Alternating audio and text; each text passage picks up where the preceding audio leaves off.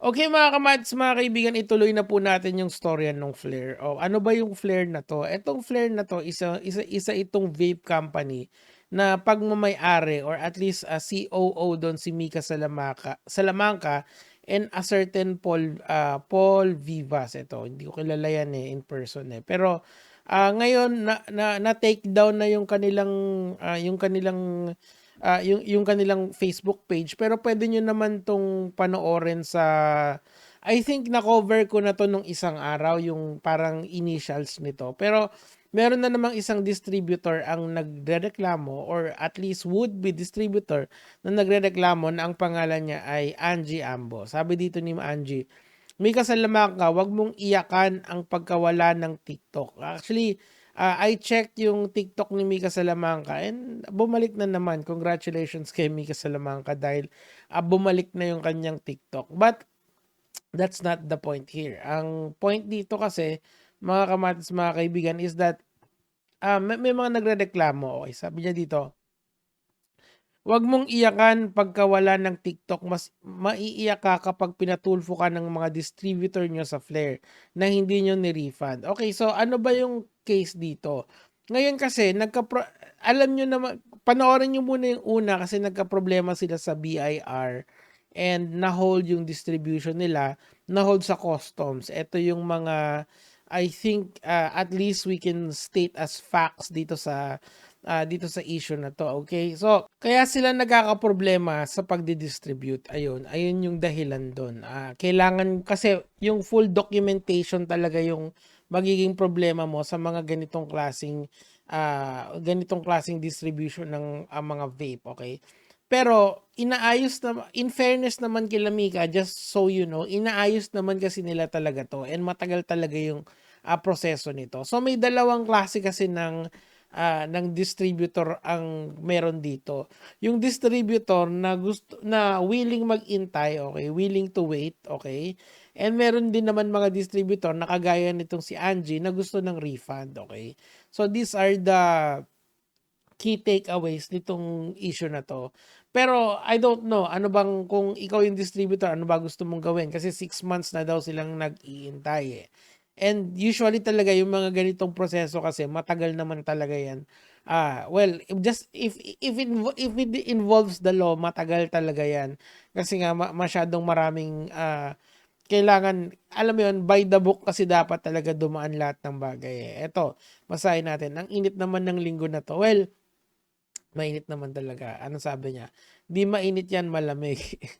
Maybe you should also start reading. Ano ibig sabihin nitong maybe you should also start reading? Siguro yung, kontratas? May kontrata ba sila Mika Salamanca dito? Kasi malaki kasi ito nung simula kasi malaki talaga 'tong vape na 'to, 'tong vape industry na 'to. Ang kaso nga lang talaga, ah, nagkakaroon na kasi ng maraming regulations sa vape, So, ang nangyayari na humihirap ng pumasok yung ibang mga kumpanya without the proper documentation, okay? Ang dami tuloy friend request, marami bang need ng refund? Well, ang huling ano ko, ang huling rinig ko dito kasi na-content na natin 'to, dun sa isang nagrereklamo naman. Meron silang GC ng mga gustong magpa-refund. Hindi ko alam kung ilan yon pero sa tingin ko it's in the millions yung halaga nun kasi hindi naman mura 'tong mga ganitong bagay. Eto, tingnan natin 'to. Sino 'to? Ito. Sabi ni Jerry Ann, Gaduldulan or Napia, Kitty Duterte and Mika Salamanca ni Suroy sa Banlad. Actually, nandito yan sa, Hindi lahat nandito yan sa ano ni Mika, nasa TikTok niya. Panoorin natin. Teka. Ayan. ng demonyo may sungay. Yung iba, may eyelash extension. Kitty Duterte. Yung iba may nail extension. Yung iba, ayun. Hindi Di ba? Ang lupit ni Mika. So, eto yung mga nangyayari here on end. Now, may nag-post na naman uli si Angie today. Eto, sabi niya gano'n, "Sa kapwa ko distributor at shop owners, mag-isip-isip kayo anong klaseng kumpanya tong Flair. Anong oras pala naniningil kayo ng refund? Sila pa ang matapang at sila pa ang may ganang magalit. Idadamay pa yung ibang brand kesyo may manok daw. Ano yung manok? Walang ang ibang brands walang utang sa akin. Kayo ang tagal na naming sinisingil ang refund pero di niyo maibigay. Ginagawa niyo pa kaming investor ng negosyo niyo, wala naman kaming alam. Kasi nga pagka kasi investment talaga, it needs secondary license from SEC. Iba kasi yung distributor, bibili ka lang without the assurance of I guarantee assurance or guarantee of of a profit. Okay, so magkaiba 'yon. Ang deposit namin ay assurance ng order namin. Hindi nyo dapat pinambibili ng stocks, okay? Yun yan, naipit po kasi yung stocks nyo, madam. Malamang yun yung nangyari. Kasi yung manufacturer kasi ng vape ng flare dito is nasa ibang bansa. And of course, you need proper documentations doon. This is as far as I know, doon sa mga posting nitong certain certain Paul Vivas na to. Salamat sa mga distributors namin. Teka lang para makita nyo. Distributors namin naniniwala sa atin si Days One. Pangako namin gagalingan pa namin. Nawala na to eh. Pero panoorin nyo na lang ulit yung isang content ko. Nandun yung full context nun. And balik tayo dito. Almost 6 months na almost 6 months pera namin yun. Wala na ba kaming karapatang maningil? Meron naman. Pero kayo may karapatang manlait. Hindi kayo magiging trending kung ang pera ng customer ay binalik nyo. Ay, yun lang. This is a reflection of your company. Actually, merong isa pang page si Mika Salamanca na for flare lang talaga. Pasikat ka na naman porque trending ka isang beses, kaka-announcement lang, Madam Taba. Sino ba itong Blair Crisliano? Tingnan nga natin. Good afternoon mga boss, malapit nang lumabas. Sana nababasa nyo pero babasahin ko. Good afternoon mga boss, malapit nang lumabas yung PS license ng Flare. Yun yung sinasabi ko sa inyo ng Nimbox. Kasi nga, it really takes time bago lumabas yung proper documentations dito.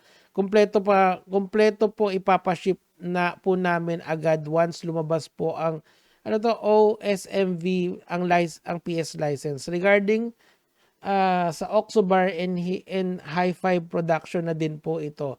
Pero i-refund po namin lahat ng Oxbar. It's at H5 once lumabas na ang PS license ng Nimbox. Ito po yung regarding decision ng management. Salamat po. Pasensya na po, hindi po namin ginusto lahat. Fully compliant po kami sa gobyerno. Exactly what I'm saying earlier. Ang cost ng delay, pasensya na po ulit. Maraming salamat po. Parate kaming nag-a-update dito sa GC. So, ayun nga yung nangyayari. Ito, sumagot tong si Angie na Flare Crisliano, hoy ako pasikat, mag-refund kayo. Anong announcement pinagsasabi? Wala kayong announcement. Anong tawag dyan sa screenshot na yan? Hindi po ba marunong magbasa? Siguro ito si Crisliano na to, ito yung spokesperson or at least yung frontman nila dito. Hindi po kayo marunong magbasa, pasikat pa ka naman ng mga manok mong brand. Owner sa kadistri magpapayad ka muna tapos ayusin mo mukha mo, nag-ad hominem pa, di ba? So, what's happening here mga kamatis, mga kaibigan, as I've said, kailangan kasi compliance sila sa BIR and sa customs as well. Kasi nga, ima-manufacture yan and dadaan yan ng customs. So, you have to have all the licenses required para pumasok yung vape mo. Doon nagkakaproblema sila, Mika. Pero if you trust Mika Salamanca, go ahead. Wala namang problema doon eh. Kumbaga, nasa sa inyo na lang yan kung kaya nyo mag-intay ng matagal. But, again, siguro, itong vape na to, sobrang may something to. Hindi naman ako nagaganyan. Reflection ng ugali nasa likod yung fair, no? Okay. Angie, pengi pera ngayon, madami pa utang naman. So, eto nga, tinatag na nila yung Raffy Tulfo in action and then yung mga channels. Well, na mainstream na sila dati. Okay, so sumagot pa rin tong naipagbardagulan tong si Flair, Chris na to eh. Flair, Chris, kung ako sa iyo, tol. Ano lang, intindihin mo na lang yung galit ng mga tao, ng ibang mga distributor na hindi makapaghintay. Kasi pera naman nilang naipit. Simple as that. Wala kaming problema sa ibang distri, sa'yo lang. Kasi masyado kang pasikat at sinungaling. Sabi mo, wala kaming announcement. Kaka-announce lang namin nung Monday na magre-refund kami. Pangalawa, tinawagan ka na, kinausap ka ng maayos, sabi mo ayaw mo ng refund. Ngayon biglang gusto mo na. Pansinin mo hindi namin sinagot ng pabalang yung Distri, hindi kasi sila papansin kagaya mo. Hindi sila pasikat, wag ka masyadong papampam, yun lang yun. Sige, nakukuha na ulit ka ng simpansya sa social media. Sabi ko nga sa inyo, be fair sa mga ganitong klaseng bagay. Dalawa kasi yung side ng story nila. Ayan naman, sinabi nila na magpapa-refund sila. So, hold them accountable for that. Remember, yung a contract doesn't really have to be written, okay? A contract can also be verbal kasi nga yung basic definition nun is meeting of the mind. So pag sinabi nung COO at saka ni Mika Salamanca na magre-refund sila, it's either ilagay mo yun on writing or take it as it is. It's maging contract yun between you, at least meeting of the minds. May kasunduan kayo na okay susoli nyo sa amin yung pera namin. Yan yung gusto ng ibang distributor. Ayan na. So nagbabardagulan nila sila dito. Sabi nitong Angie, wala tayong problema sa ibang distributor ka. Ha ha ha. Chris, but alam mo ikaw ba kausap ko? Ayun.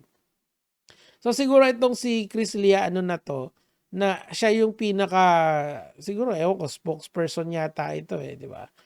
Ayan, so binabash na siya dyan and nagtataka lang ako ba't nag-a-ad hominem. Pero sana maayos ni Mika to, of course.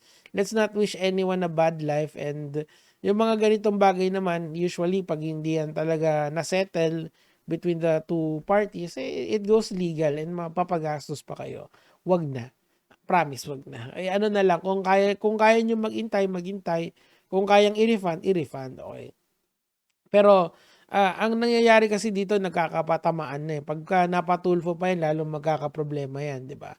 So, i-less na lang natin yan and hopefully mag-intay na lang yung gustong mag-intay at i-refund na lang ni Mika yung gustong mag-refund. Mayaman naman si Mika Anyway, mga kamads, mga kaibigan, yun lang naman yung sa akin for today. Kaya mga lord.